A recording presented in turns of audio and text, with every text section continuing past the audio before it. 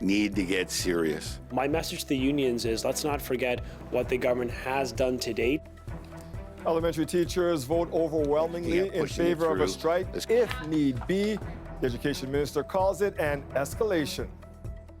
It is still not clear if or when a strike will actually happen. Farah Morelli joins us now from Queen's Park to break it all down. And Farah, how significant is this vote? Well, Dwight, it's pretty significant because this is the first teachers union to actually make this move. We know that the secondary school teachers are in the middle of a strike vote. Catholic school teachers are about to start one in the coming weeks, but the Elementary Teachers Federation of Ontario is the first to take this concrete step closer to a strike. Now, this does not mean that a strike necessarily will happen. We know that this is a tool used in the bargaining process to apply pressure, but I did have a chance to speak to the president of ETFO as well as to the Minister of Education today. And the picture that they painted has them pretty far apart right now. ETFO's teacher and occasional teacher members have voted 98% in favor of central strike action, should it be required. The teachers have spoken. Their message today: the government and the parties on the other side of the table need to get serious about negotiations. The strike announcement comes as tense negotiations continue between elementary school teachers and the province. The union says there's lots of sticking points, like class sizes and structure, and better resources to address violence in elementary schools. I've been teaching in model schools, in high-needs schools in Toronto for almost 20 years. I have been kicked, I have been punched, I've been bitten, I've been spit on, I've been hit with a metal water bottle. Teacher Jocelyn Passman says what the union is calling for is real. I am angry that the children that I see every day, the children that I work with in some of our needier neighborhoods in Toronto, are not getting what they need. An issue that wasn't brought up by the union today is one that could be the biggest sticking point: money. Specifically, a salary increase. What have the discussions been so far on salary? We have had, frankly, no discussions around salary proposals that are on the table from either side. No in-depth discussion around that. The Ontario government is poised to pass legislation that'll introduce an annual 1% wage increase cap on public sector wages. That would include teachers. How will that affect negotiations if there's no deal before this bill passes? Yeah, I don't want to prejudice the timing of its potential passage. I can just say it sets a 1% target. That's an aspirational aim in all of our tables. The fact is they've set a red line that they want to hit that 2% or else. And so in the absence of getting that, it raises concern. Are they willing to stay at the table? Stuck in the middle of all this strike talk, parents and students now facing an uncertain few weeks. I can't imagine because I'm working too. So I'm sending her to school and I'll go for work. So if there is no school or there is no teacher, I can't even imagine. It will be hard. I hope it will be solved. There won't be any more strike. For parents who are starting to worry about childcare arrangements in the event of a strike, keep in mind this is not something that could happen overnight. There's a whole bunch of legal procedures that need to be followed for a strike, and one of those is that the union has to file something called a no-board report. And 17 days after that's filed, and it hasn't been filed, then they could issue a strike notice, which takes another 5 days. So we're talking another 3 weeks here, and Dwight, that is if things escalate to that stage. For that strike. But what happens next now, Farah, with the actual negotiations? So talks are scheduled, Dwight, to start again on Monday. They're bringing in a Ministry of Labour appointed conciliator in hopes that will push things ahead. But so far, as you can hear, it seems both sides are still very, very far apart. Farah.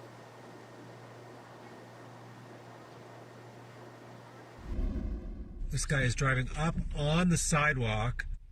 Yeah, you're seeing that correctly. That's what one driver did Wednesday to bypass a long lineup of traffic. The video has since been circulating online. Nally Nanowski joins us live from Eglinton and Glenarden. And Nally, how bad is the traffic in that area out there right now? Dwight, you know what? As luck would have it, things have cleared up. And that is so odd for people in this area that right before I went live, someone came over asking me what happened. I actually spent the whole day here and it was bumper to bumper traffic. People were getting upset. They were honking their horns. So it's really no surprise that someone was able to take that video. Residents here say that driving on the sidewalk is getting pretty common. It's a driver driving on the sidewalk. That's what I'm saying. I'm saying this happened to me.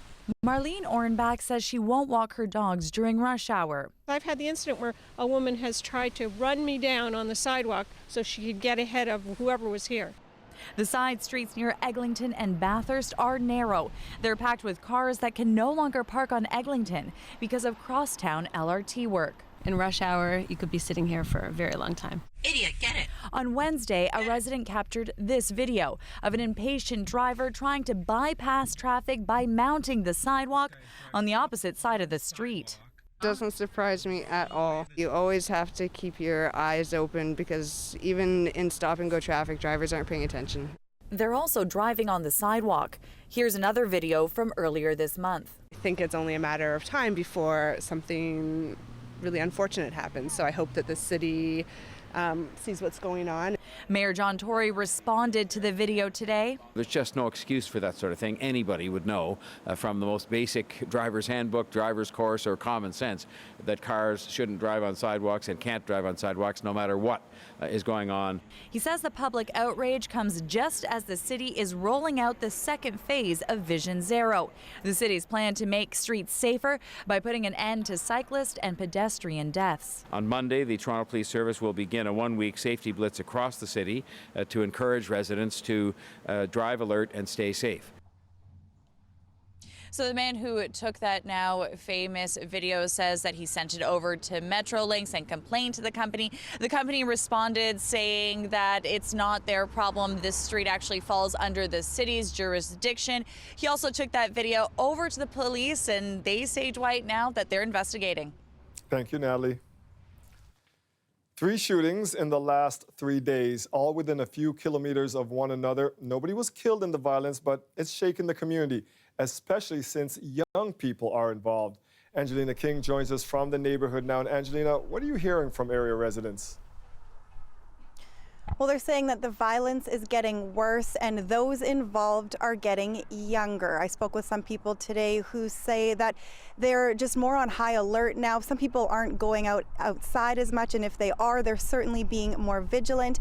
And I spoke with people who work with the youth. They say that they're doing all that they can to engage with them earlier in hopes of preventing further violence. The recent violence hits home at Frontline's Toronto Youth Centre. At its annual general meeting on Wednesday, a mother in attendance got terrifying news. Her son was one of 5 teens who got shot inside an apartment hallway on Clearview Heights. And earlier this month, Shakoy Frey's cousin was shot and killed near Jane and Finch. It's those experiences that drove him to work with young people in his community. And I'm giving back to make sure that these young people don't end up in those places as well. He says it's getting easier for teens to access guns and says the violence is getting closer to what are supposed to be their safe spaces, homes, schools, even the youth center. He says ultimately that makes getting away from the violence even more difficult. It's a lot for them. It forces them to grow up quicker than they have to and suppress some things that they normally don't get to address because they have to grow so fast and don't really get to express how they may feel because of certain situations they may be in. Shootings in Northwest Toronto have been on the rise. Across 3 police divisions, there have been 140 shootings so far this year. 72 people have been hurt and 16 killed. We spoke with teens about the recent violence in their neighborhood and have concealed their identities because of their age. Some kids are into that stuff and they can get into the crowd with some wrong people and they can end up dead or prison. I just think they want to be noticed. Like, there's a lot of people about that gang banging stuff and like that, so it's just like, if that's what they're getting themselves into, then that's your choice. Like, you know, that's the consequences that are gonna add up if you keep on doing that type of stuff. Just a few blocks away at Jane Street Hub, the hours for walk-in counseling and youth programming has been extended in the wake of the violence. Staff say residents are shaken, especially since yesterday morning's shooting happened in their parking lot. Yorktown Family Services says they're having to engage with youth much earlier. It used to be the ages of 14 to 15 is prevention and early intervention, but we need to be engaging with kids when they're 6, 7, 8, 9 years old, actually. To really give them an alternative to what they may be surrounded by. In order to do that, the executive director of Frontline says more funding is needed so spaces can be open later. She says everyone needs to be on board. all of us have to come together and address this issue. And I have not seen from the time that, you know, that we've been here, that we've like all come together.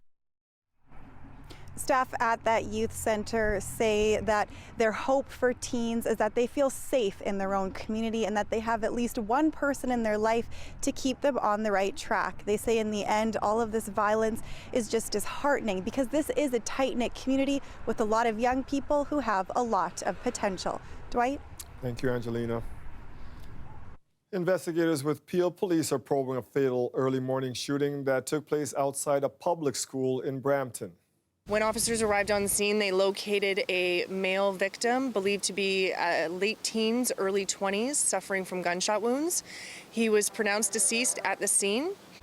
The shooting happened outside Ridgeview Public School in the Queen and McMurtry area. Police set up a large perimeter force in the closure of the school.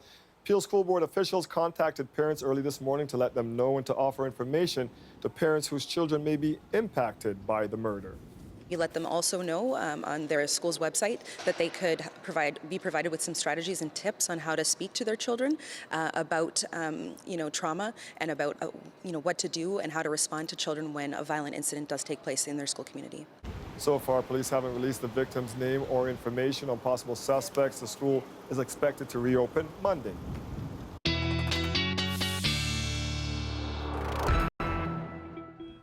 This was some of the damage left behind by the winds in the Danforth and Donlands area. Toronto Fire responded to dozens of calls throughout the night for tree limbs coming down. There were also a number of power outages around the city. And Colette, you did say it was going to be a wet and windy Halloween night, and it certainly was. Oh boy, those winds were howling. That's right, Dwight. Some of our peak wind gusts are pretty dramatic. In fact, if you have a look, Oshawa and Hamilton, 80 kilometers an hour, Pearson, 89, almost 90 kilometers an hour, and then almost 95 at City Centre. Cobourg, you made it to 95 kilometers an hour, and Port Colborne, often one of the windiest spots, 130 kilometers an hour. Again, these weren't the sustained winds. These were the gusts, but enough to do some of the damage you were just looking at there. Where are our winds at this point? Well, the sustained winds sitting here, so still a westerly flow. Toronto coming in at 30 kilometers an hour, but in terms of the gusts, those have been backing off significantly. So improvement there, not really improvement though with the temperatures. They were warmer in the wee hours than they are now or were even this afternoon. So we had a high in those early morning hours of 6 and the temperature kept falling. We came up to 4 degrees and now we sit at 3. St. Catharines, you're holding on there at 4 degrees. Quite a cloud deck, pretty extensive, and that holds on overnight tonight. You may have a stray shower or flurry coming through. It's a pretty slim chance. Greater chance, though, is into Saturday. So the first half of the weekend, it looks like we'll have a few bands of some showers that will push through and a lot of that cloud cover hanging in there. The temperature is going to go up just a little bit, however, and into Sunday, things look better. I'm going to show you more on the second half of the weekend. That's coming up a little later in the show. Overnight tonight, 1 degree, very close to freezing, and tomorrow that high, Dwight, 8 degrees. Thanks, Colette. You're welcome. So the candy has been handed out, the costumes have been put away, but at parks across the city, there's one last chance tonight for pumpkins to shine. Lisa Shing joins us live from the Pumpkin Parade at Sororan Park. So, Lisa, show us around. Yeah, Dwight, definitely one last chance, a last hurrah, if you will, here at Sororan Park. This has been a tradition since 2004. That's 15 years of the neighborhood gathering their pumpkins, bringing them here to the park, and putting them on display for the community. So have a look. A lot of different levels of expertise, but I would say a lot of enthusiasm as well. We've got ghosts, a traditional pumpkin, a silly face, if you will. So a lot of variety here. So I'm also joined by Lauren and Olivia Hesse tonight, also living in the community. Thanks for joining us. Hi, thanks. So show us your pumpkin. Which one is it? So we went with Jack Skellington this year. This was our first year doing Nightmare Before Christmas as a Halloween movie, and so Olivia here was inspired to do the Pumpkin King. Very lovely. And you guys have been doing this for how long now? We've been doing this for about 3 years now, just because we've been in the neighborhood that long, and it's really just a great event, and you get to see how creative people are, and yeah, it's a lot of fun. What makes this so special for you guys? I think it is just seeing the community come together and seeing the variety of pumpkins that people do. It's really it's pretty impressive. And what about you, Olivia? What do you like about this? What's your favorite part? What's your favorite part? Huh? Oh, maybe she's gotten shy. I think it's the pumpkins. Well, great job on that, and appreciate you guys for joining us. Well, thank you very much. Have a good night. Thank you.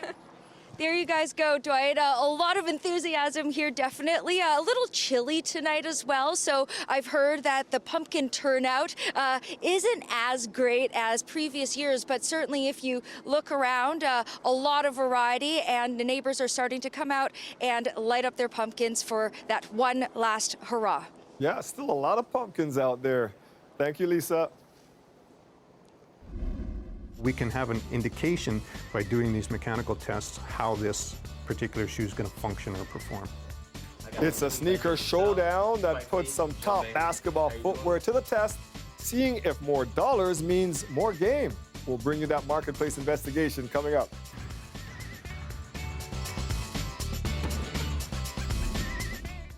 The weather update is brought to you by Train, the most reliable heating and cooling brand. It's hard to stop a train.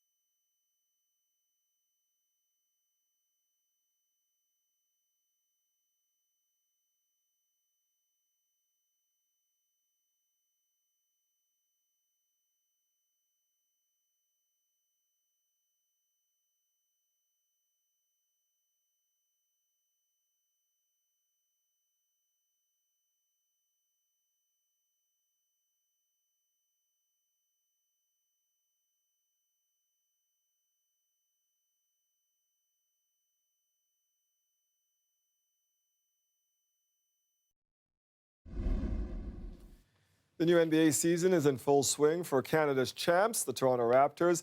Basketball fans are lacing up their sneakers and hitting the court too, but those kicks can be costly, and are they really worth it? To find out, Marketplace is doing something it's never done before, testing 11 pairs of basketball shoes to see if you can really put a price on performance. Asha Tomlinson reports. It's Davis. I want to know how you think your shoes help your performance on the floor. Be able to move and stuff, like that's what I really go for. For me, it's got to be low top, just the way my feet work. I mean, I'm nothing without my shoes. Same goes for this family of 5. The Wades live for basketball and go through a lot of sneakers every season. Is the most expensive shoe always the one to buy? Well, there's the budget aspect of it. I mean, they have to be within reason. It's mostly name, prestige colorways. So I try to avoid those, and try to find the mid-range. Yeah, try to find a mid-range, right? Because top-of-the-line shoes for Greg and his sons would cost more than $600 in one shot. This time, boy. Let's go. The Deers like to shop around, too, for their young baller, Jakari. I think the shoe's more expensive for a reason, right? They've put in work and in technology, and the science and all that behind it. So we put it to the test, sending 11 pairs of basketball shoes from Nike, Adidas, and Under Armour to a lab in Calgary to see if more expensive sneakers mean more of an advantage on the court. The shoes range in price from $80 to $240, and some are worn by NBA's biggest stars, like LeBron James and Steph Curry. We can have an indication by doing these mechanical tests how this particular shoe is going to function or perform. After days of testing, we reveal the results to our families. First up, the Nike LeBron 16 at $240.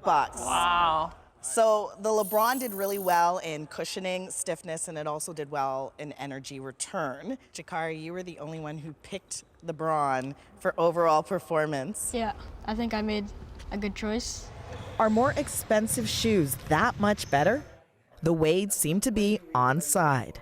If it comes out that a $240 shoe is a lot better than a $160 shoe, I'm not going to deprive my kids of that additional performance. Asha Tomlinson, CBC News, Toronto.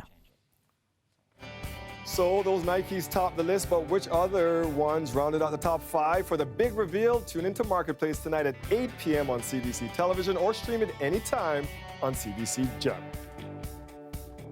Salad dressing shipped 5 months past its best before date. Infant formula that expired months before it arrived.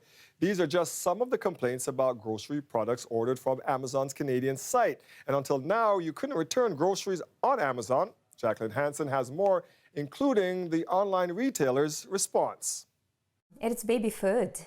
How can they do that? Lana Lukianova ordered her daughter Heinz baby food pouches from Amazon.ca. When you see Amazon there, you think that's a company That's right. that you should be able to trust. Yeah. But when it arrived, it was several days past the best before date. I was shocked. This is about our babies and about their health. Amazon's policy stated that grocery items were not eligible for returns. She left a critical review on Amazon's site. I was hoping that it would cause some reaction, but there was nothing. No apology, no feedback, nothing. Lukianova's complaint is one of dozens CBC News found about grocery products on Amazon.ca. Complaints of expired infant formula, mayonnaise, salad dressing, coconut milk, and more all past their best before dates. It's a problem in the U.S. too, particularly when it comes to third-party sellers. And it's not just one customer or two customers. Data analytics firm 3PM looked at the top 100 grocery products on Amazon.com. It found that 40% of sellers received multiple complaints of expired food. Amazon's Canadian site has far fewer products and sellers, but as the grocery business grows, so could the problems. Canada will see the same sellers and have the same problems as we have in the United States. Amazon insists it vets third-party sellers and that it has policies to ensure products have a sufficient shelf life. But most of the complaints CBC flagged were for products sold by Amazon. The company says those were due to technical issues that have been addressed. It's all down to how they're held, how they're stored, and how they're transported. This food safety expert says shoppers should still be wary about ordering any food products online. The thing about online food sales, you're really depending on the seller doing all the right things. After CBC contacted Amazon, it updated its return policy. It now states grocery items can be refunded or replaced. The company also apologized to Lukianova and gave her money back. Jacqueline Hansen, CBC News, Toronto. Repeated questions today for an eyewitness who spoke to 911. I'm Lorenda Redekop in Oshawa at the trial for Toronto police officer Michael Theriault and his brother. They're accused of beating Devontae Miller. Today, the defense tried to raise doubts about what the witness actually saw that night. I'll have that story coming up.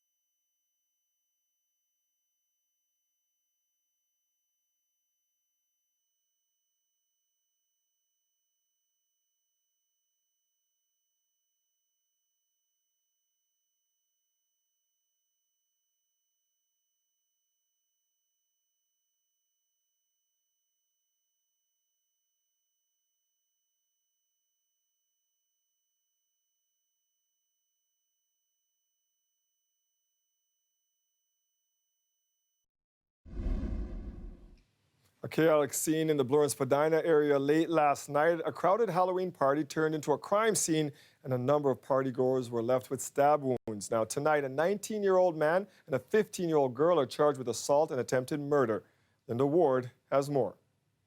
The party was taking place here at the Theta Delta Chi fraternity house near the University of Toronto. There were hundreds of people here for a massive Halloween party. Police say it was just before midnight when a 19-year-old man and a 15-year-old girl were kicked out of this party, and that's when all hell broke loose. We spoke with one young man who was waiting to get in when the trouble started. We were on the porch actually, and there was like a large group of people trying to get in. They weren't letting people in right away. There's a guy who looked like he was under the influence of drugs or alcohol, and he gets kicked out of the party actually, and he gets pushed down the stairs by, I guess, security from the frat, and he comes running back up looking for trouble, threatening to stab people actually. Witnesses say they pulled out a knife and 3 people, including an 18-year-old, 19-year-old, and 25-year-old man, were stabbed. 2 others were injured in some kind of a fight. We spoke with one young woman who watched the aftermath unfold from her sorority balcony. And so we saw some guys like kind of walking away with like a bit of blood on like their leg or something. Paramedics treated the victims at the scene and then transported 5 people to hospital. One of them remains in life-threatening condition. We know the suspect is also suffering from some self-inflicted slashing wounds. Now, there were hundreds of people outside on the lawn here along the sidewalk that fled in the panic. Police want to speak to any witnesses that were here, but say there's also a possibility that there were more victims that didn't come forward to police with their injuries. They'd like to speak with them as well. Mayor John Tory spoke about this most recent violence in the city today, calling it disconcerting. I am perplexed. I am disturbed by the fact that people seem to think I don't think they think it's okay, but they seem to be prepared to engage in random acts of violence in the city, whether it's using a knife or a gun or otherwise. And we just have to put a stop to that. And the police, I think, are doing what they can. The young suspects, again, a 19-year-old man and a 15-year-old girl, have been charged with aggravated assault, assault with a weapon, and attempted murder. Linda Ward, CBC News, Toronto. And earlier this morning, a man was shot in the area of Don Mills and Gateway Boulevard. Police say it happened around 1:30 a.m. The man was sitting in the back of an Uber when an SUV pulled up beside the car and the shooter inside opened fire. The man suffered serious but non-life-threatening injuries. In an Oshawa court today, an attempt to raise doubts about what an eyewitness saw the night Devontae Miller was seriously hurt. The 2 people charged with causing Miller's injuries are a Toronto police officer and his brother. And today, lots of questions for that eyewitness who testified he was so disturbed with what he saw, he got on the phone with 911. Lorenda Redekop has the latest from the trial. Jim Silverthorne and his wife called 911 that night. He's a district chief with Toronto Fire, awakened before 3 a.m. by the sound of people yelling. Okay, seriously, the one guy's got a stick. One guy's bent over my wife's car. And there's a guy with a stick that's probably about 4 feet long.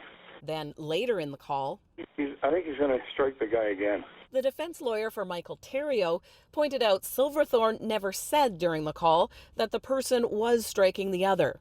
But Silverthorne testified that's what was happening. He said it was traumatic with a lot going on. It was surreal. I know, I was horrified this person was getting stabbed with this stick. Lawyer Michael Lacey later told him he hadn't struck him. Silverthorne responded, yes, he had. Lacey continued, you don't see him strike him before, and you don't see him after.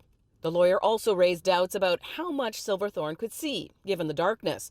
In the call, he mentions 2 people fighting, but has since testified that when he looked down from his bathroom window, he saw 2 people beating up a 3rd person, and that's what he meant on the call. These pictures were taken much later, and in the daytime, by the police watchdog, the SIU. Devontae Miller was so badly injured that night, his eye had to be removed. Initially, he was the one charged. The Theriault brothers told police they chased people who had broken into their mother's car on the driveway. Miller was the one they caught, they said. The other one got away. Charges against Miller were later dropped, and months later, the Theriaults faced charges. A dramatic moment at the end of the court day, Silverthorne said he spoke to an officer on scene that night. I said, well, just because someone breaks into your car doesn't give you the right to try to kill them. Silverthorne said based on the number of punches he saw and his medical knowledge, he was sure there was bodily harm. He said he expected police to come to his house later that night and question him, but no one did. Silverthorne told the court he washed away blood and cleaned off his wife's vehicle the next day once he learned it was no longer a crime scene. Devonte Miller is expected to testify sometime next week. Lorenda Redicomp, CBC News, Oshawa. Winds have died down in Southern California, but wildfires are still wreaking havoc there. Dozens of schools around Santa Paula, north of Los Angeles, have been closed, and thousands of residents have been forced to flee the area because of what's been dubbed the Maria Fire.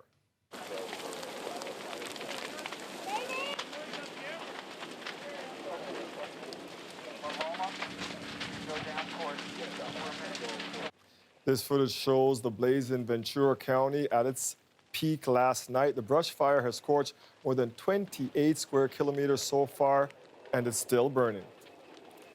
As the wildfires burn, and an old debate is flaring up. At issue, high-risk developments. New homes are being built inside fire zones, areas vulnerable to brush fires. So why is this still happening? Kim Brunhuber explains. With California on fire, many here have watched these very lands burn before. And with recent fire seasons getting worse, many live with one foot out the door. I had most everything ready to go. 1 in 4 Californians live in areas considered at high risk for wildfires. 4.5 million homes are in very high risk areas. Despite the risk, California's governor says he won't ban construction in these dangerous zones because he doesn't want to limit local control or infringe on the state's pioneering spirit. But some California politicians disagree. Out of the garage, probably. Yeah. State Senator Ben Allen is touring a Los Angeles neighborhood hard hit by the ongoing Getty fire. Should more be done? I think so. I don't know that I share the governor's perspective on this. I think we've got to be a little tighter on growth further into fire zones. Allen supported a new bill that would have done just that, but because urban housing is so expensive, the bill didn't pass. So instead of avoiding these high-risk zones, Californians continue to build. Right now, below us, there's just brush, but soon, says urban planner Jack Eit, that will change. They're proposing to build 19,000 homes right on the historic fire zone. There's been 30 fires in this area in recent years. Tejon Ranch, a massive new community, will be built outside Los Angeles in a tinderbox of grass and trees boxed by Windy Canyon. Communities like this are springing up across the state, and with climate change leading to hotter, drier, windier conditions, he says, the danger will just grow. We're putting a lot of people at harm. The only way to protect against that is not to build. Last year in California, fires killed more than 100 people and destroyed almost 23,000 buildings. But this we know, most of these homes will be rebuilt, and most of these lands will burn again. Kim Brunhuber, CBC News, Los Angeles.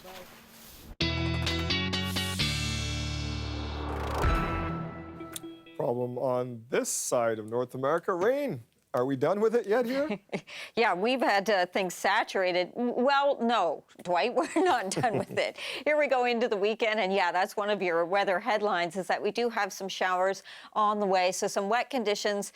Moving into the first part of the weekend anyway, the second half, well, it's looking a little bit better, and your headline in between is just that reminder again that Saturday when you go to bed, you want to set those clocks back an hour, so we're falling back. But we'll walk you through how those showers may have an impact on your day tomorrow. And I say better weather Sunday. It doesn't mean there isn't a risk there for some showers, but it's much slimmer, and I think we're going to see more sunshine in our skies as well. We could have used some of that today. Look at these temperatures. Our high was near midnight last night of 6 degrees because this afternoon we were struggling. I think we peaked up towards 5 degrees for most of the afternoon, and our current temperature is 3, and that's better than some of our friends around us. Hamilton at 1, Barrie sitting at 1 degree there as well. At least the winds have come down. These are the sustained winds now. There's still a few stronger gusts, but they've really backed off from where they were in the past 24 hours. And a look at our satellite radar imagery. It shows you some of the mixed precipitation here over Lake Huron,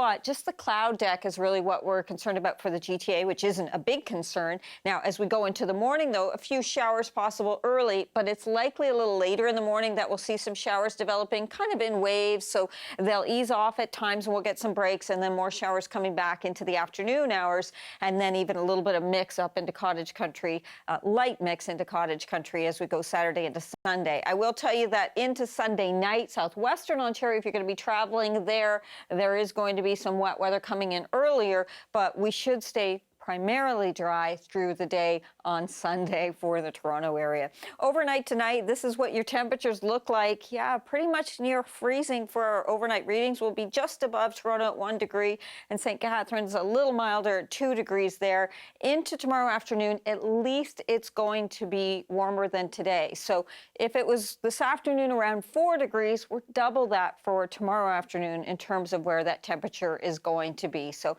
a little improvement there. The winds will help a little bit too as they turn more towards the southwest. So as we look ahead into Sunday, that high, yeah, just 6 degrees. In fact, we've got a string of days here where we're going to see those temperatures running below seasonal. This time of year, we should be just over 10 degrees. Monday, we come up a little bit, still can't quite creep into those double digits, 9 degrees and some breezy conditions, and a chance for some showers as we go into next week kind of every day. It's not all-day rain event, Dwight, but we have a chance of some instability each of those days. Yeah, it's a lot of rain next week. Thank you, Colette. Yeah, you're welcome, Dwight. A visually impaired Toronto man says he was forced to put his career plans on hold after he was denied the tools he needs to write an exam. I want people to understand that this is a reality, that there is disability profiling. I'm Talia Ricci, and coming up, we meet Jacob Cherendoff, who says he's filed a human rights complaint.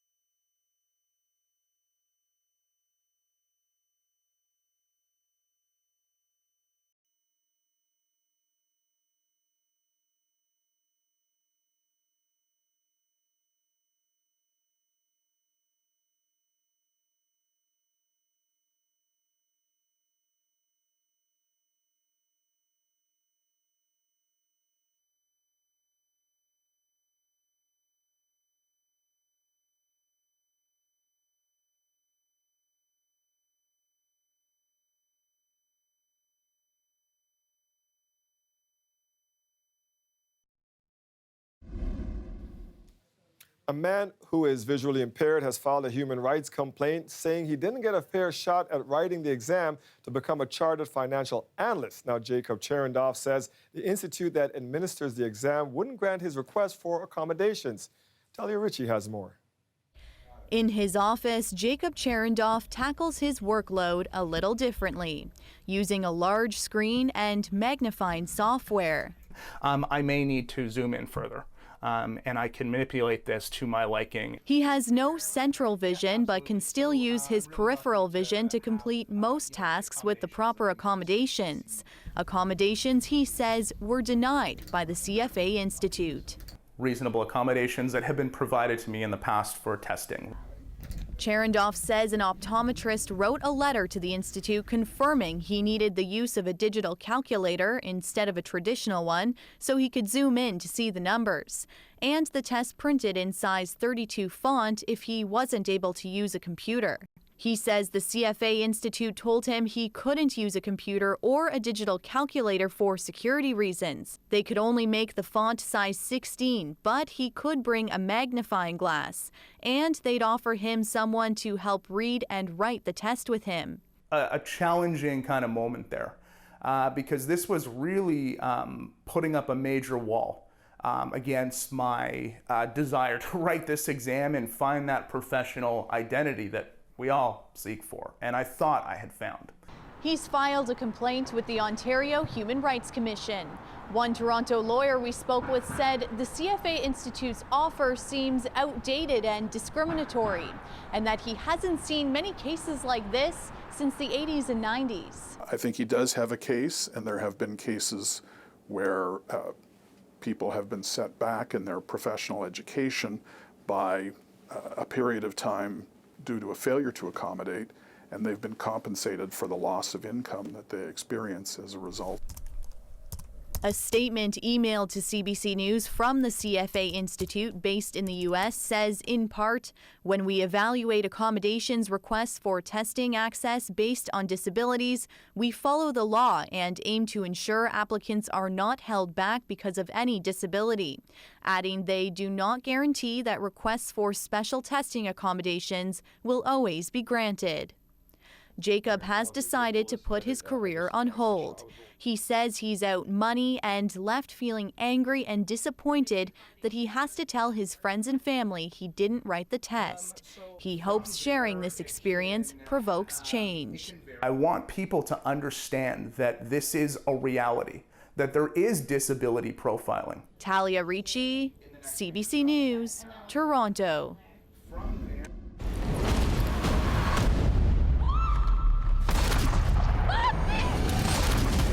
That is not your father. What? Come with me, or you're dead in the next 30 seconds. I'm not stopping. The Terminator is back on the big screen. Coming up, Eli Gladler gives us his review of Terminator Dark Fate. That's after the break. Stay with us.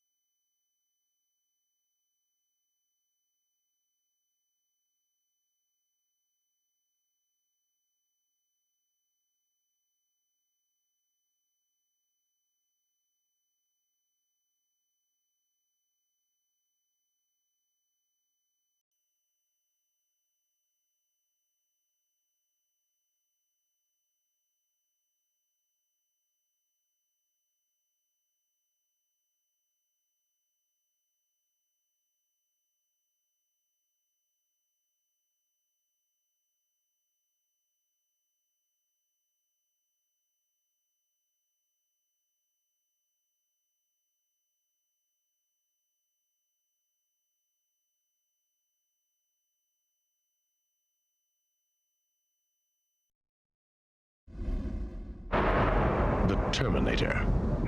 It will have only one purpose: to return to the present and prevent the future. You're dead, honey. It was 1984 when Terminator first stomped into theaters, and now a new sixth film is attempting to clean up any confusion left behind. Eli Glasner is here with his review of Terminator Dark Fate, and the big question on everyone's mind is, do we really need another Terminator, Eli? I understand how you're feeling. I kind of agree. But yes, we do, just to clean up the mess. Because, look, let's go back. You look at the original Terminator from '84. We saw some footage there. You remember when you first saw that shot of Arnold, the relentless machine advancing on Sarah Connor? So nothing wrong about that. Directed by James Connor.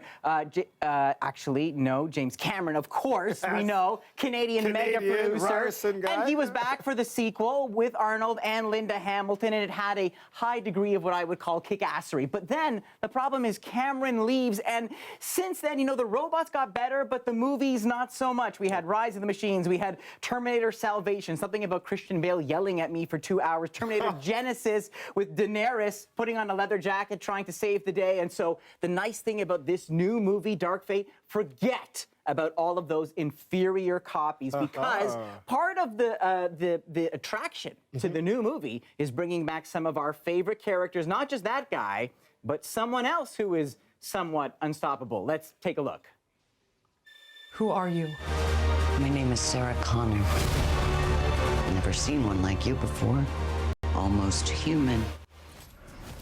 So there you go. Sarah Connor has survived. She is lean, she is mean, and she has been spending what should have been her retirement hunting down rogue machines. That's where she runs into that other character you saw there, Grace. She is an augmented human, a soldier from the future trying to protect Danny. Now, this is where it gets interesting. Danny is Danny Ramos. Danny lives in, not America, but Mexico City. Used to be, she was just worried about hanging out with her brother, working at an auto factory, but then she is targeted by this new generation of Terminators. They're called the Rev 9. They're like the Terminators, but even more deadly. They can do all the shape-shifting, all the tricks, and they actually can duplicate themselves. So there we see Grace trying to save Danny. So we got Danny, we got Sarah Connor, we have Terminators galore. One thing's missing. Let's welcome back the original model. Sarah! I can see you're very upset. I'm going to help you protect the girl. And you know what I love about that? What? Is it took all the deficits of Arnold's performance, right? The accent, the kind of stilted delivery, and it makes it an asset. I mean, you can't imagine Terminator any different way now. I'll be back. And he is. He was right. He said he would.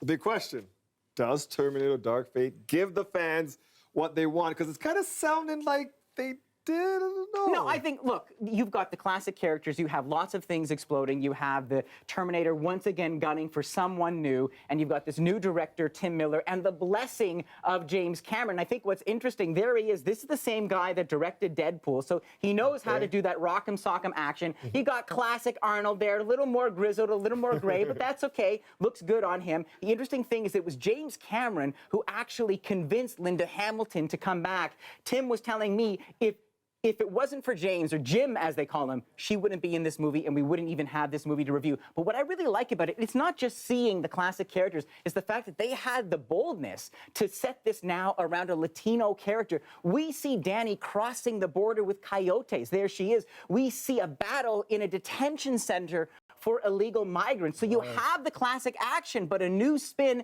and I think actually a little more relevance than some of the previous films. All in all, the action and those one-liners is back. 3.5 stars out of 5. All right, I saw 1 and 2. I'll treat this one like it's number 3. Exactly. Thank you, Eli. You're welcome. Snuggling with the baby lambs at the End Care Center. And they're not the only things that are new here this year. I'm Greg Ross. Coming up, we'll tell you what you can expect at the 97th Annual Royal Agricultural Winter Fair. How about a kisses? Give me a kisses.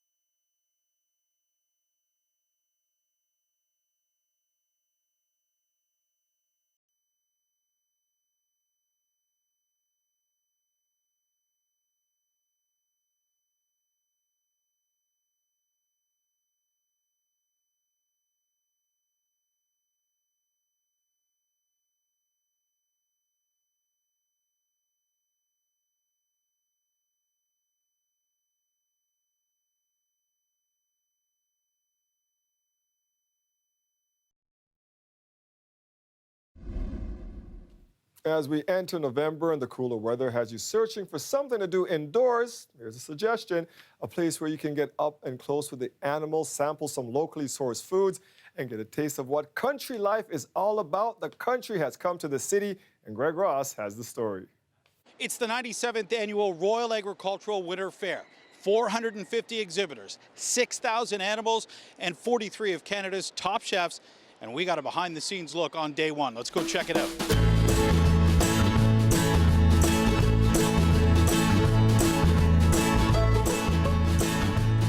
So you're doing cow milking demonstrations here? Yes. Yep. With the milkers, we milk 3 times a day. All right. So you're gonna show me how to milk a cow? Yeah. So you grab the teat and you just gently pull it down. You can see the milk coming out here. How it's not working for me? Just pull it down. I'm pulling it down. Oh wow. I'm milking a cow. Oh, not very well. Hang on. No, it's not working. It's broken. All right, now I've got the hang of it. Look at all that. Look at all that milk. Oh, heads up. That is not milk.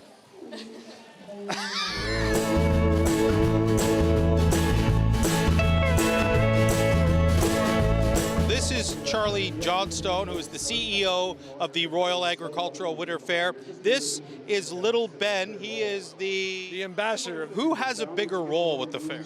Oh, I think it's Little Ben. I mean, it's about animals. It's about the Royal. It's about bringing country to the city. 97 straight years. 97 straight years. I think it's about celebrating agriculture, understanding where our food comes from. It's about the business. There's about 5,000 buyers from around the world coming to the Royal to buy livestock.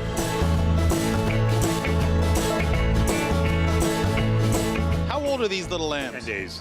10 days old? Yes. So you're going to have a contest to name these little guys? They're having a contest to name it. This is a boy, and this is the little girl. Oh, he wants to be with his sister. All right. Maybe we got to give those babies back to mommy. All right, Mom, relax.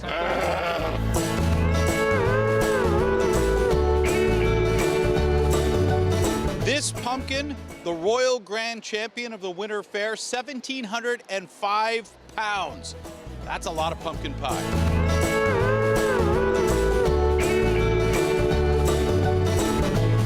This really is the closest thing you're going to get to country living in the heart of downtown Toronto. The Royal Agricultural Winter Fair runs from today through November 10th. All right, guys, one at a time. Greg Ross, CBC News, Toronto. The petting zoo, always my favorite part. Yeah, down at love the it. fair, yes. They do goat yoga, too. Goat yoga? I've tried to sign up. It's always full. That's how popular it is. Maybe you can do the weather forecasts from there one day and While teach I us do about goat some yoga? Yes, ma'am. Yeah, we'll see about that one. Let's just try a straight weather forecast for you right now. Overnight tonight, that temperature falling to 1 degree. We're not far off it now, frankly, 3 degrees at the moment. Tomorrow we'll pick it up to 8, but we are going to see a few bands of some light showers that are going to be moving throughout the day on Saturday. So the winds will be, a little bit breezy, nothing like what we had over these past 24 hours. So it's not that significant for us. And just looking ahead into Sunday, of course, Saturday night, we set the clocks back an hour. Yes.